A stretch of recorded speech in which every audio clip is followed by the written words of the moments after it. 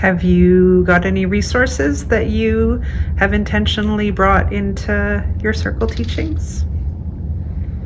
I think the cards that Miss Michelle had gifted the school, they live in my room. She took them, so they might be in someone else's room right now, but they were created by a group of Indigenous youth, which were really powerful because there was all different topics.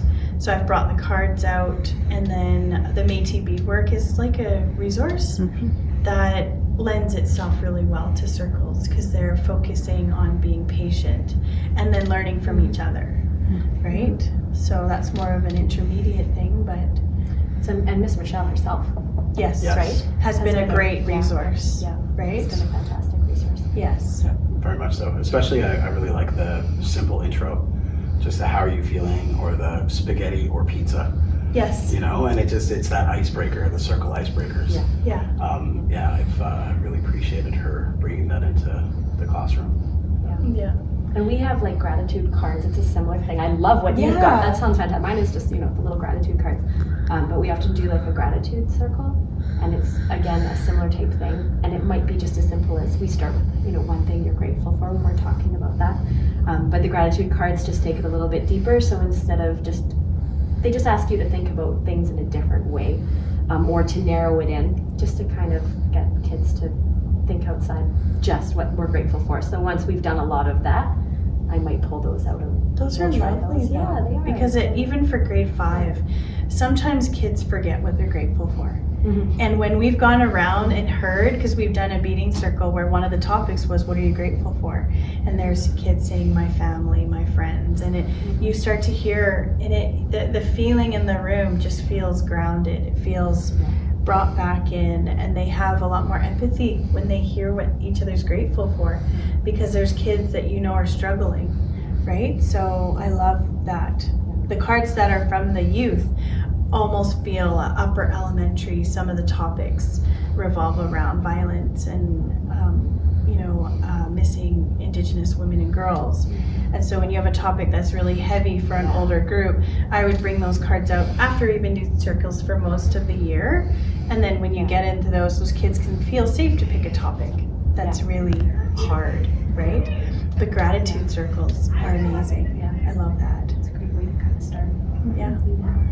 There's so many times where you can just do a quick circle out. It's either like a quick share, quick check-in. How are you feeling? Gratitude, right? They can be used quickly, but I love hearing how you guys are going way deeper with your circles at that intermediate level. It's very inspiring. It's pretty magical. Especially last year, I had a group that had a lot of trauma, and like past just COVID trauma, but just a lot of wonderful weirdos, that really felt marginalized and have had some difficulties in their lives. And it just took one kid to be brave and to speak about his experience getting bullied, and then how he would express that in his own life and where he would take that. And then we had those little sparks coming up of like, I do something similar, right? And then it breaks through this stigma of like, there's something wrong with me, right? To like, hey, we all have difficulty, we all have things, and the more we share, the more we can come together in community. We like share each other's load, and it becomes, instead of this big heavy burden we have to carry around and be ashamed of, it's like, hey, we can rest in each other. They're not alone. Yeah. Right? Yeah, which is huge. That's so beautiful. Huge. Yeah. And it's been very transformative with some of these kids that really step forward into that process.